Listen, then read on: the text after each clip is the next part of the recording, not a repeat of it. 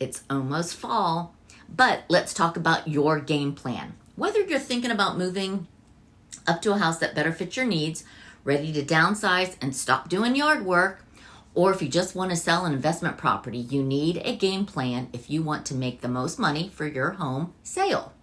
Today, I'm going to lay out the timeframes of what to do and when, and if you stay until the end, I have a special bonus for you that you can get your hands on.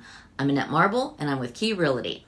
Let's get started. Okay, 30 to 60 days out, schedule a home selling consultation with me, Annette Marble, or one of my team members. This step is the foundation to the home seller bootcamp. You're going to want a professional to create a custom bootcamp plan based on your scenario and your house to be able to sell your home for the most money possible. Here's what a selling consultation would look like with me. I want to have a conversation with you and I want to learn about your story. First off, why or how did you buy the home in the first place? What do you love about it? The more you can tell me, the better I can market it and attract the right buyers for you and give you a customized action plan for prepping your home for sale.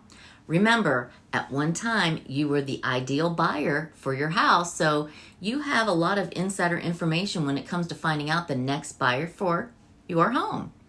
After our conversation, I promise, feels much more like having a glass of wine or a beer or a shot of tequila with a friend than running through the PowerPoint presentations and begging you to sign a contract. I will create your custom pre-listing action plan, and this will include things like staging, painting, furniture arrangements, or any touch-ups or repairs that you should do prior to us listing it and putting it on the market.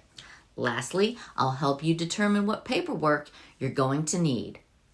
Okay, now 15 to 30 days out, we're going to follow your custom action plan, staging, deep cleaning, and pre-packing. Now that you have your personalized action plan, it's time to do the work. This will include any projects I recommended at our consultation, such as painting over that dark red wall or refreshing your front porch. First impressions always count. And removing that Mickey Mouse theme from the kids' bedroom. It will also include things like shopping for necessary staging items, or have me help with that if that better works for you, and start to pre-pack. As we get closer to that 15-day mark, you'll want to start that deep cleaning process and get your home looking and smelling brand new. Okay, let's get to the 10 to 15 days out, and we're getting ready for photos and showings.